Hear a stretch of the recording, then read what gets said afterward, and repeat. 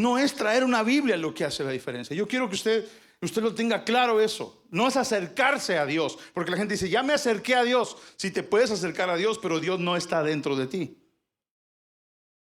Es que yo ya conozco el camino del Señor, sí, pero el camino del Señor no implica que has nacido de nuevo. Porque hay gente que conoce el camino del Señor. Hay gente que sabe lo que es pecado. Hay gente que sabe lo que es la verdad. Hay gente que sabe lo que es mentira. Y de todas maneras no ha nacido de nuevo.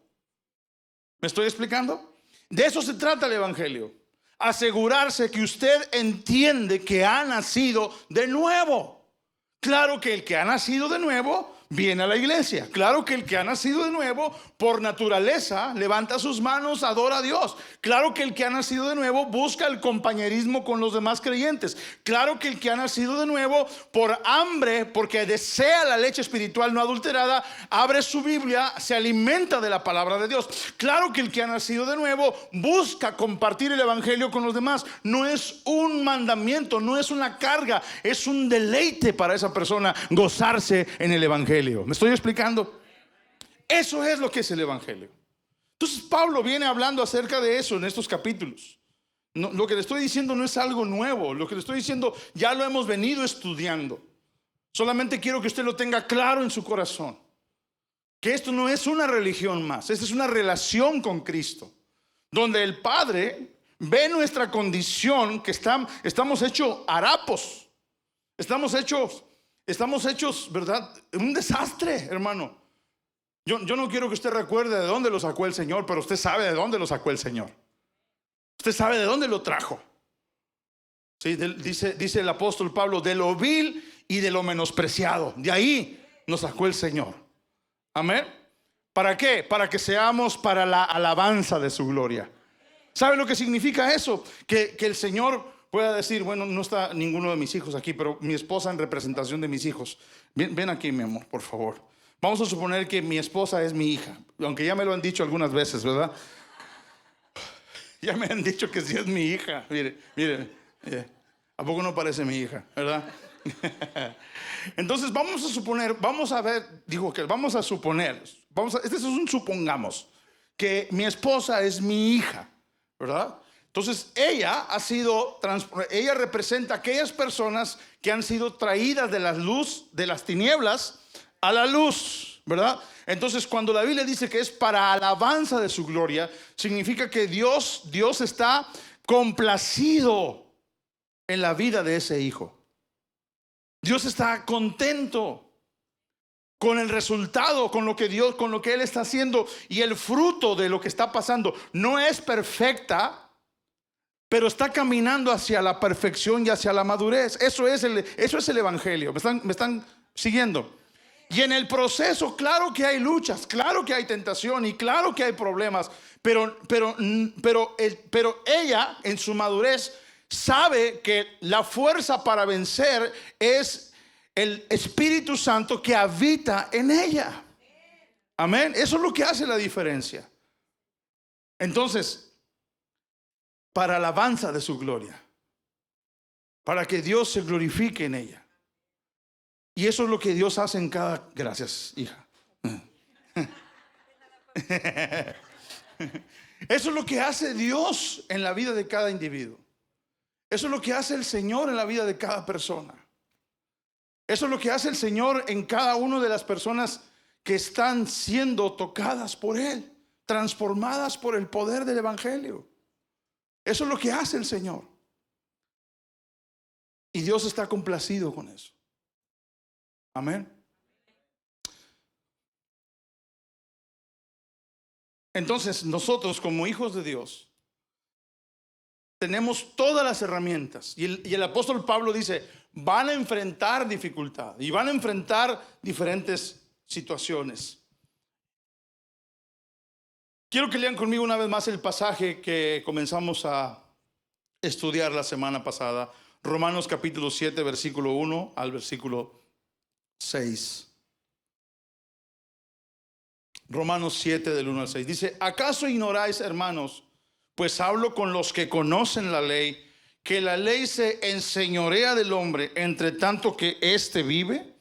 Porque la mujer casada está sujeta por la ley al marido mientras éste vive. Pero si el marido muere, ella queda libre de la ley del marido. Así que si en vida del marido se uniere a otro varón, será llamada adúltera.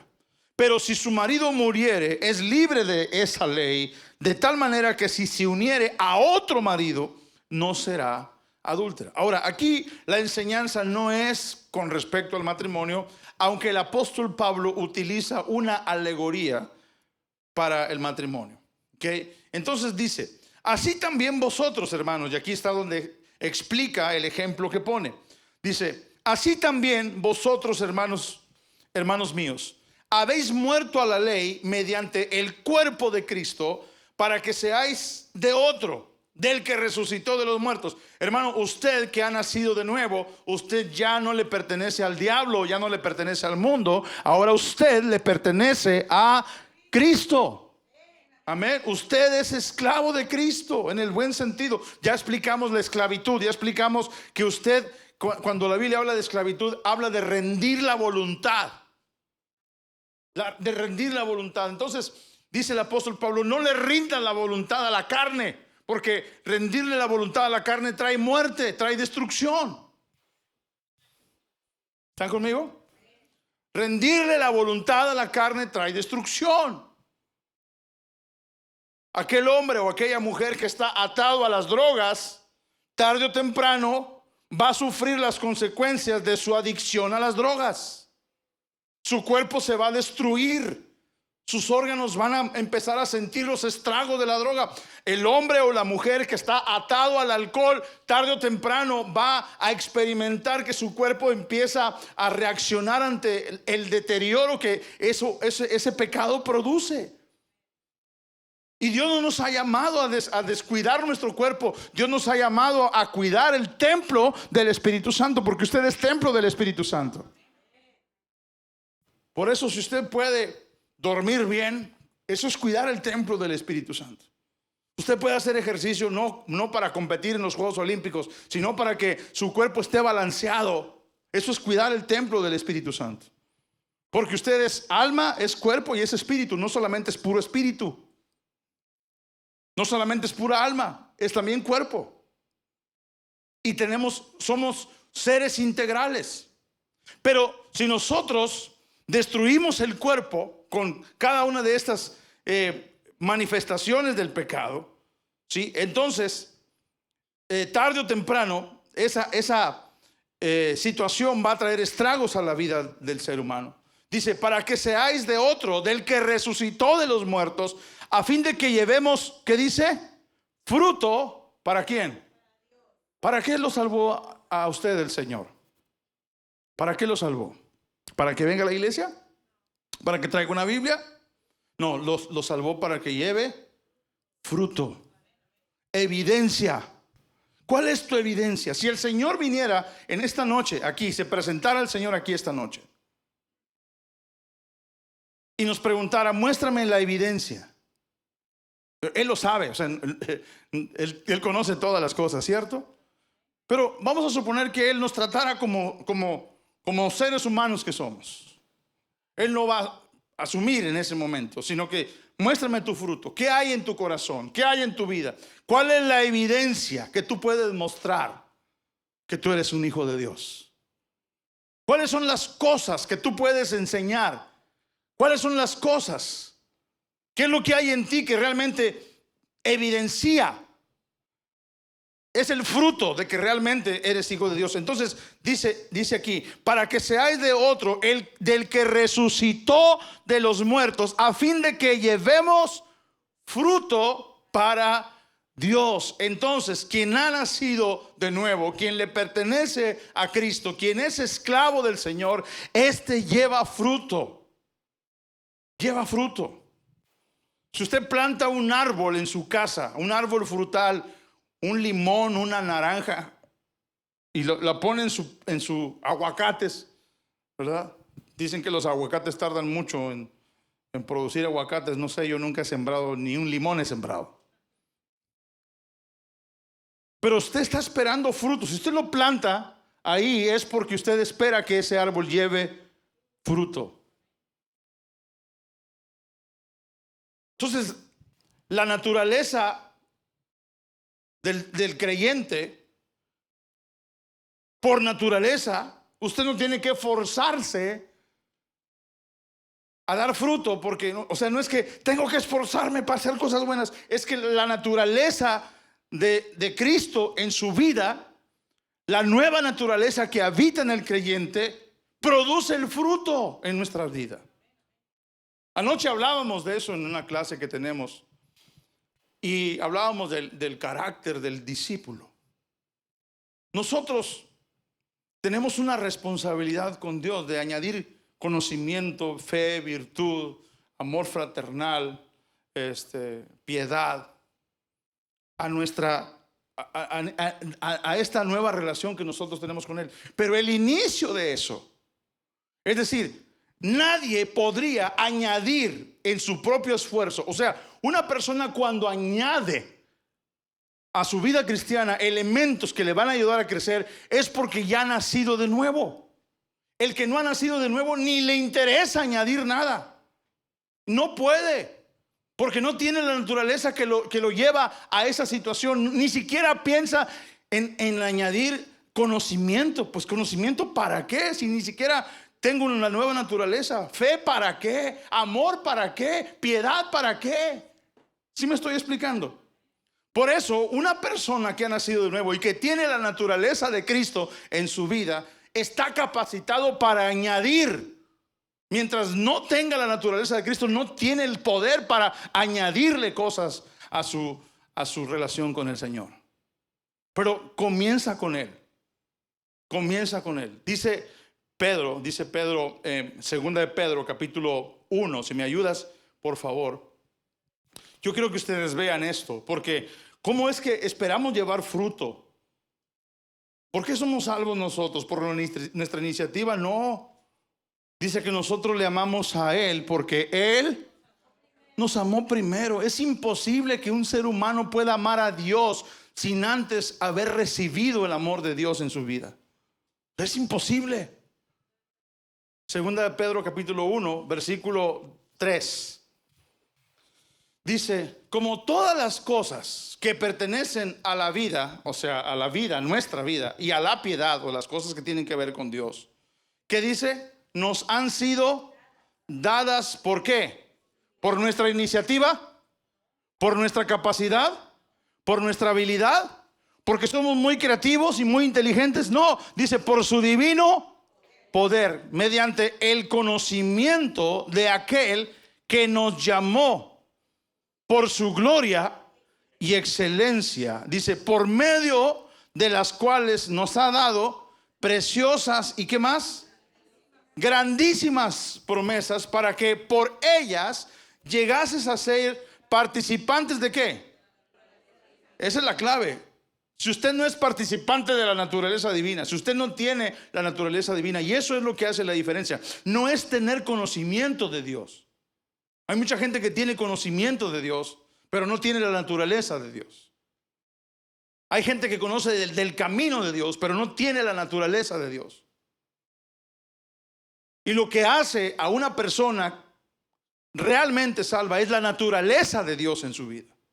Por eso la diferencia entre un creyente que está siendo renovado y una persona que va, digamos que va con un terapeuta que no es creyente en Cristo. El terapeuta que no es creyente en Cristo no lo va a confrontar con su pecado. Le va a decir, acepta tu pecado. ¿Me estoy explicando? Y vive, supera no va ahí para cambiar, va ahí para que lo que digan, ¿sí? Para que lo que digan de esa persona no le provoque dolor o no le provoque nada, sino que pueda superar las actitudes y los rechazos de la gente. Para eso van a un terapeuta secular. Y una persona que está siendo procesada por un terapeuta secular, que está en un vicio, que está en una adicción, el terapeuta secular lo que hace es condicionarle, es decir, modificarle la conducta. Pero Dios lo que hace no es modificarnos la conducta. Dios lo que hace es darnos una nueva naturaleza. ¿Ve la diferencia? Entonces, cuando usted tiene una nueva naturaleza, Entonces usted comienza el proceso de cambio de conducta, pero con una nueva naturaleza, no con un proceso solamente de conocimiento y no solamente un proceso de cambio de conducta, porque quien cambia la conducta tarde o temprano regresa una vez más. Por eso el apóstol Pedro dice que como la puerca lavada y como la perra vuelve al vómito, así también aquellos que conocen, saben, pero no han cambiado de naturaleza, vuelven otra vez al mismo lugar donde habían estado antes. Pero quien ha tenido, Pedro nos está hablando de la naturaleza divina. Y esa naturaleza es la que produce el fruto en el creyente.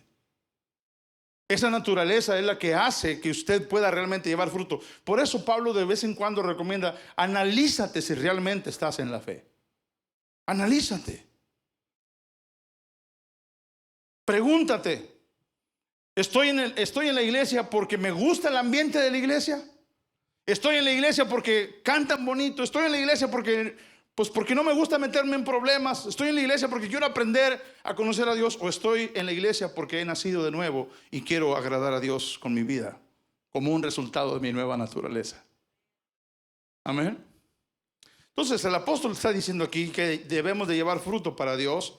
Dice: a fin de que llevemos fruto para Dios, porque mientras estábamos en la carne, las pasiones pecaminosas que eran por la ley obraban en nuestros miembros, llevando fruto. ¿Para qué? La carne lleva fruto para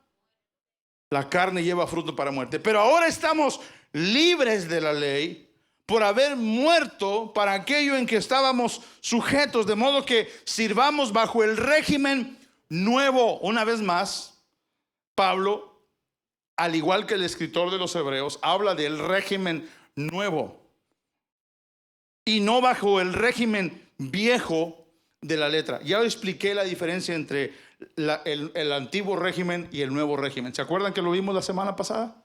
¿Sí lo recuerdan? El viejo régimen, el régimen, no el viejo que acusa, el régimen viejo que acusa, ¿verdad? Oiga, ¿sabe qué es lo interesante del asunto? Es que hay cristianos que yo creo que son cristianos que son salvos. Yo creo que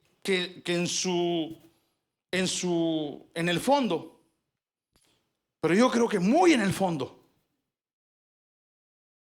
tienen el deseo de vivir para Dios, de agradar a Dios, pero no se han quitado esa maña de acusar a la gente. Todo es juicio para ellos, y todo es castigo, y todo es disciplina y juicio y truenos, y Dios te va a castigar y Dios te va a condenar, y si te sientas de esa manera Dios te va a condenar, y si ves para allá Dios te va a condenar. O sea, todo es juicio, porque todavía, aunque han conocido al Señor y han nacido de nuevo, se rigen por el viejo régimen. Los hay. Les hablaba la semana pasada de quienes ponen reglas en las congregaciones. Y todo lo ven así, todo, o sea, no ven la oportunidad de una persona que necesita, que está luchando con su vida espiritual. No lo ven como una oportunidad donde Dios puede manifestar su gracia, sino como un candidato a recibir el juicio de Dios. ¿Sí ve el enfoque distinto?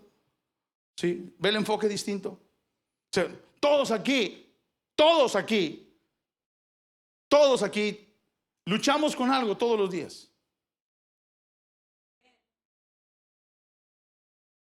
Todos. Everybody together.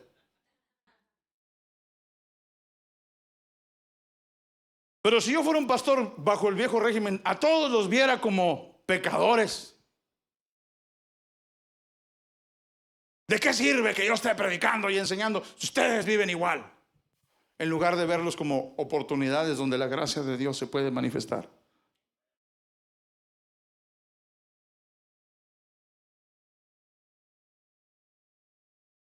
Pablo es muy interesante en la manera como aborda estos temas, porque aquí es uno de los más complejos de la vida cristiana, que es la relación del creyente con la ley. Porque después de haber sido justificado por la fe en Cristo, Pablo anticipa objeciones a su declaración que el cristiano ya no está bajo la ley sino bajo la gracia. O sea, imagínate lo que en el momento en que Pablo habla eso, lo que significaba eso cuando él está rodeado de gente, de judíos que toda su vida están atados a la ley. Y ahora llega este que era perseguidor de la iglesia, que se encuentra con el Jesús, el menospreciado, el que fue crucificado, y ahora de repente deja de perseguir cristianos y ahora habla de la gracia de Dios. Y les dice, ustedes que han sido justificados ya no están bajo la ley, ahora están bajo la gracia. ¿Por qué creen ustedes que toda su vida tuvo que padecer persecución?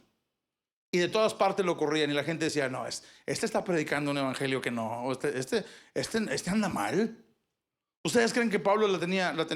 Nosotros hoy lo admiramos, y el gran apóstol y el escritor de la mitad del Nuevo Testamento y el gran líder y todo eso. Pero en ese momento, si usted hubiera estado ahí, probablemente usted mismo hubiera criticado a Pablo. De hecho, como ahora resulta que así nomás porque sí. No, hay que guardar la ley. No, hay que hacer esto, hay que hacer el otro, hay que circuncidarse. Ese era el problema, ese era el pleito, dijo el Cucho, ¿verdad? ¿Sí saben cuál era el pleito del Cucho?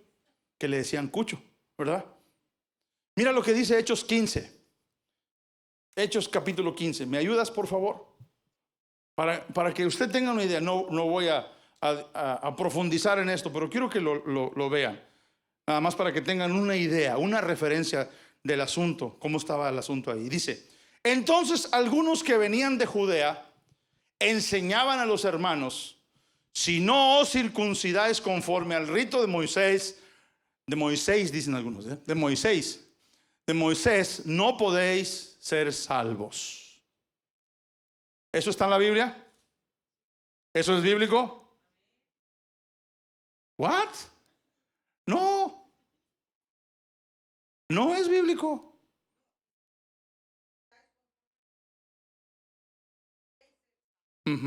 ¿Eso es bíblico? No. ¿Listos?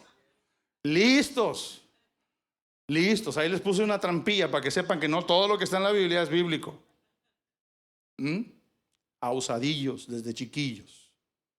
Entonces, dice, escucha el contexto, dice, entonces algunos que venían de Judea. ¿Quiénes? Por eso usted tiene que observar el pasaje antes de poderlo interpretar. No lo interprete antes de observarlo. Algunos que venían de Judea enseñaban a los hermanos. ¿Qué enseñaban? Si no os circuncidáis conforme al rito de Moisés, no podéis ser salvos. Y luego dice el versículo 2. Como Pablo y Bernabé tuviesen una discusión y contienda no pequeña con ellos. Algunos dicen, es que Pablo y Bernabé se pelearon. No se pelearon entre ellos. ¿Se pelearon con quién? Tuvieron una discusión con los que venían a enseñar. ¿Sí lo está viendo? Dicen, párale, ¿cómo vas a enseñar eso aquí? O sea, lo que no es bíblico no puede ser predicado, queridos hermanos. Y se tiene que poner un alto a eso. No se puede permitir que todavía asuntos religiosos de la ley permanezcan en la iglesia cuando la iglesia es la expresión más grande de la gracia de Dios. Entonces Pablo y Bernabé tuvieron una discusión y contienda no pequeña con ellos. Se dispuso. ¿Cómo el apóstol Pablo se peleó? El apóstol Pablo discutió, pero no era el hombre más grande del Nuevo Testamento. Sí, pero no podía permitir que esas cosas entraran a la iglesia. Usted no puede escuchar cualquier cosa que la gente dice que la Biblia dice, nada más porque lo dice. Hay gente que dispara versículos al aire sin saber lo que dice. Y ahí está el ejemplo. Dice, ellos tuvieron una discusión no pequeña con ellos. Dice, se dispuso que subiesen Pablo y Bernabé a Jerusalén y algunos otros de ellos a los apóstoles y a los ancianos para tratar esta cuestión.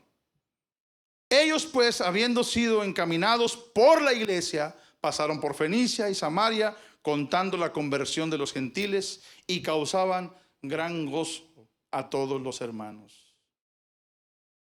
Y llegado a Jerusalén fueron recibidos por la iglesia y los apóstoles y los ancianos, y refirieron todas las cosas que Dios había hecho con ellos. Pero algunos de la secta de los fariseos que habían creído, ¿sí? ¿Quiénes? Algunos de la secta de los fariseos que habían creído se levantaron diciendo: es necesario circuncidarlos y mandarles que guarden la ley de Moisés. Y se reunieron los apóstoles y los ancianos para conocer de este asunto. Y después de mucha discusión, Pedro se levantó y dijo, otra vez, ¿quién se levanta? Pedro. Y les dijo: varones hermanos, vosotros sabéis cómo ya hace algún tiempo que Dios escogió que los gentiles oyesen por mi boca la palabra del evangelio y creyesen. Y Dios, que conoce los corazones, les dio testimonio, dándoles el Espíritu Santo, lo mismo que nosotros. Y ninguna diferencia hizo entre nosotros y ellos, purificando, ¿por qué? Por la fe sus corazones. Ahora pues, ¿por qué tentáis a Dios poniendo sobre la cerviz de los discípulos un yugo que ni vuestros padres ni nosotros hemos podido llevar? Se acabó el asunto.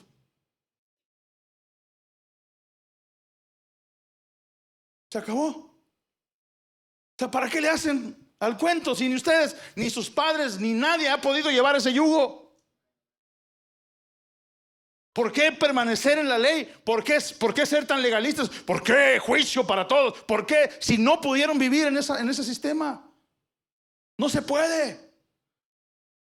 La ley fue una de las dispensaciones más grandes, de mayor tiempo. Bueno, ahora la gracia tiene 2000 años, pero la ley fue más grande que cualquier otra de las dispensaciones, de los tiempos, de los periodos donde Dios trataba con el hombre de manera distinta. Es interesante que usted pudiéramos aprender más acerca de las dispensaciones, porque por algo hay una diferencia entre el régimen antiguo y el régimen nuevo, porque nosotros ya no estamos bajo la dispensación de la ley, estamos bajo la dispensación de la gracia, donde dos pueblos, los judíos y los griegos, ahora somos un pueblo que es la iglesia del Señor para la gloria de su nombre, con una naturaleza diferente, distinta, una visión distinta de nuestro andar con el Señor. Ellos todo el tiempo tenían que andar moviéndose las uñas, porque no podían cumplir con la ley. Fallaban en una cosa, eran culpables de todo. No le das gracias a Dios que somos salvos por su gracia, y que usted no tiene que andar haciendo cosas para demostrarle a Dios que usted es bueno. Cuando Dios conoce, dice Pedro, Dios que conoce el corazón. Y eso de que Dios conoce el corazón, hermanos, es un asunto entre usted y Dios. Nadie puede decirle: yo conozco tu corazón, yo sé lo que estás pensando. Pues ni que fueras brujo. Ese es un asunto entre usted y Dios. Ese es un asunto personal, usted y Dios. La relación con Cristo, la relación de la gracia, es un tema entre usted y Dios. ¿Está conmigo? Lo que yo puedo ver es su fruto, pero yo no puedo ver su corazón. ¿Por qué tentáis a Dios? Dice Pedro, poniendo sobre la cerviz de los discípulos un yugo que ni vuestros padres, ni nuestros padres, dice Pedro, ni nosotros hemos podido llevar. ¿Por qué? ¿Por qué regresar a lo mismo? Y Pablo está explicándoles aquí. Es el viejo régimen. Se acabó, hermanos. Se acabó. ¿Por qué vivir en el viejo régimen? Quiero que vean conmigo algunas cosas, porque quiero avanzar un poquito más de donde me quedé la semana pasada, ¿sí? Sí, casi se acaba el tiempo. Tengo 4 minutos para decirles 2, 3 cosillas. Exégesis del pasaje. La ilustración del matrimonio dice, ya lo leímos el pasaje. ¿Acaso ignorás, hermanos, que hablo con los que conocen la ley, que La ley se enseñorea del hombre entre tanto que éste vive, porque la mujer casada está sujeta a la ley, por la ley al marido, mientras éste vive, pero si el marido muere, ella queda libre de la ley del marido. Así que si en vida del marido se uniere a otro varón, será llamada adúltera. Pero si su marido muriere, es libre de esa ley, de tal manera que si se uniere a otro marido, no será adúltero. Primero, la ley gobernaba, la ley gobierna mientras la persona está viva al pecado. La mujer casada está sujeta, sí, a su esposo mientras que el esposo vive. Si el esposo muere, queda libre de la ley matrimonial. Ahora, si se casa con otro hombre mientras el esposo vive, es adúltera. Si él muere, queda libre y puede unirse a otro. ¿Cuál es el propósito de esta metáfora? ¿Por qué Pablo utiliza esta metáfora para explicar nuestra relación con la ley? Porque el propósito de la metáfora no es enseñar sobre el matrimonio, sino ilustrar el principio de que la muerte disuelve vínculos legales y permite una nueva unión. Cuando usted y yo morimos al pecado, ya no estamos sujetos a la carne, ni estamos sujetos a la ley, no estamos vinculados a la carne ni a la ley, sino que ahora estamos unidos en una nueva relación con Cristo.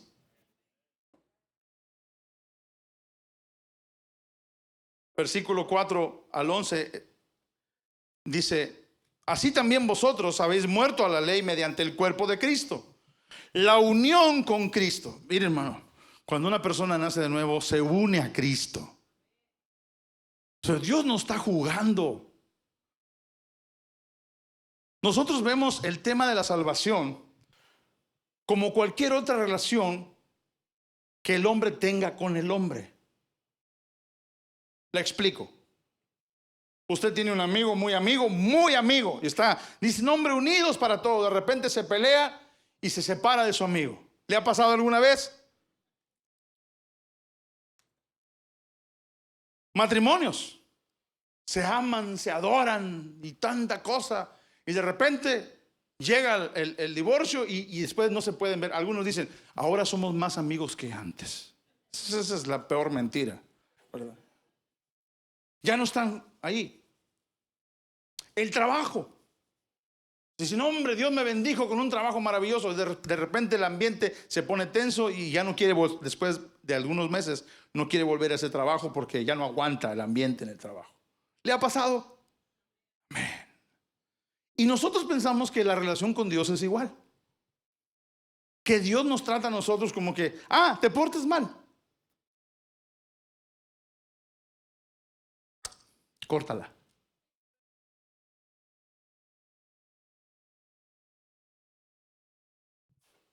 Rebajar a Dios a ese nivel. Rebajar a Dios a ese nivel. Ese no es un Dios serio. Eso es hablar de que su obra, o sea, no estoy diciendo que eso es así, no me malinterprete, porque de repente se le puede venir ese pensamiento. El pastor dijo que Dios, su obra no es perfecta. No. Estoy diciendo que cuando el individuo, el ser humano, considera que el hombre puede perder su relación con Dios, ese individuo considera a Dios inepto. No estoy diciendo que Dios es inepto, por favor, sea objetivo en lo que estoy diciendo. No estoy diciendo que Dios es inepto, estoy diciendo que el ser humano que considera que la obra de la salvación no es perfecta, está considerando a un Dios incapaz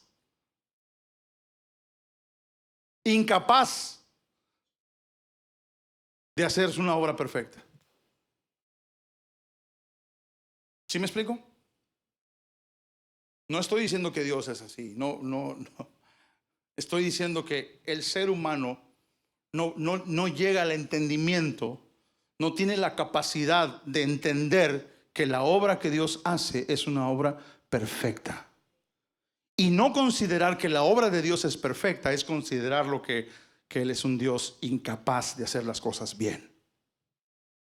Que es un Dios incapaz de ser fiel a su palabra.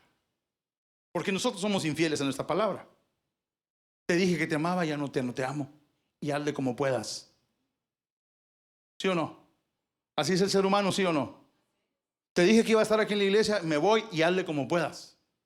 Te dije que iba a estar en ese trabajo y que me encantaba el trabajo que me diste, pero siempre no. Sí, fíjate que cambié de opinión, hazle como puedas. Nosotros sí somos así, nuestro Dios no es así. Él es fiel a su palabra. ¿Está conmigo? ¿Qué le parecería estar usted en manos de un Dios que de repente dice, ¿sabes qué? Siempre no. Ya no te amo. Ya no. Ya no tengo relación contigo. Todo lo que yo hice por ti, mira, aquí lo corto. Imagínese usted. Usted que dice, o sea, porque confiamos en Dios para que nos dé trabajo mañana. Confiamos en Dios para que nos sane las enfermedades. Confiamos en Dios para todo menos para que Él nos pueda llevar seguros a la gloria. ¿Qué contradicción, ¿no es cierto? Sí, es el ser humano. Esa es la expresión del ser humano. No, eso no es Dios. Ese soy yo como ser humano. O los que mal interpretan la gracia de Dios. Por el otro lado está aquellos que dicen, pues Dios me perdona todo y échale vuelo. Ese jamás ha tenido una relación real con Dios. Y está en la Biblia. Estaban con nosotros, pero no eran de nosotros, porque si hubieran sido de nosotros, se hubieran quedado con nosotros.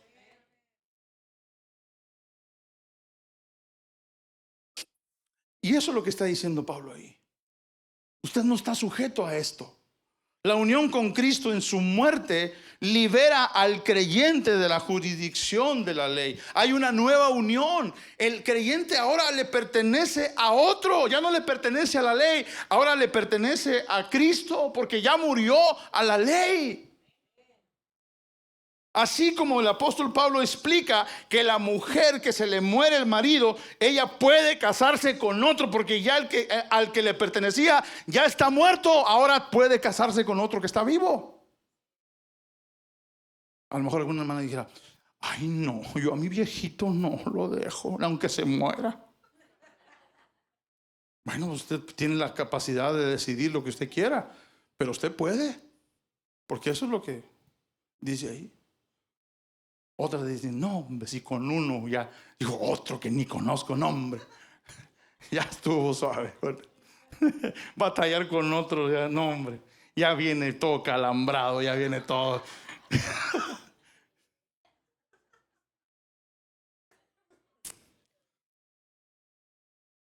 Bueno, esa es decisión suya, ¿verdad? Esa es decisión suya. Usted tiene libertad para escoger. Esa parte usted tiene libertad para escogerla. Pero lo que Pablo está enseñando es que el que muere a la ley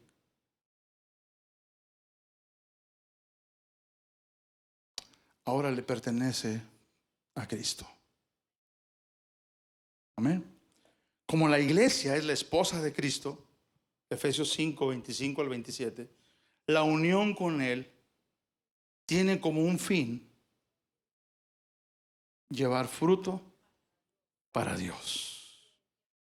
Fruto espiritual. Este fruto se refiere tanto a una vida santa. Amén. Usted debe llevar una vida santa. El resultado de esa unión con Cristo es una vida santa. Por eso tampoco cabe la expresión de que soy salvo, al cabo puedo vivir como yo quiera y hacer lo que yo quiera, al cabo soy salvo como quiera. No, porque el fruto de la vida, de la unión con Cristo, es una vida de santidad. Y la presencia del Espíritu Santo en el individuo le redarguye, lo que estás haciendo no es correcto, no es por ahí. Porque la tentación va a estar en todos. Pero el poder del Espíritu Santo sostiene a los que son hijos de Dios. Por eso dice la Biblia que los que son hijos de Dios son guiados por el Espíritu Santo. Amén. Por eso dice eso. Que no es hijo de Dios, no es guiado por el Espíritu Santo y hace lo que quiere, vive como quiere. Y luego todavía se ¿qué? Pavonea, alardea.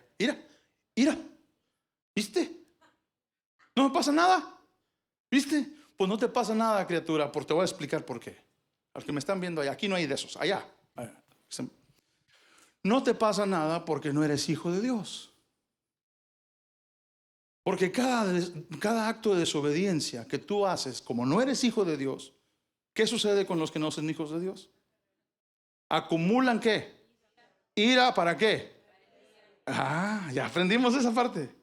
Y al que es hijo de Dios, que desobedece a Dios, ¿qué le pasa? Pao, pao. Inmediatamente. Y Dios lo corrige.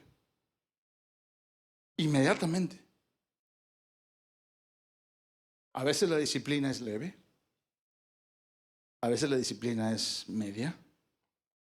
A veces la disciplina es severa, dependiendo del grado de perseverancia del individuo. Si el individuo dice, híjole Dios, es que necio, perseveras en tu necedad, perseveras en tu desobediencia, la disciplina de Dios va a ser más grande si eres hijo de Dios.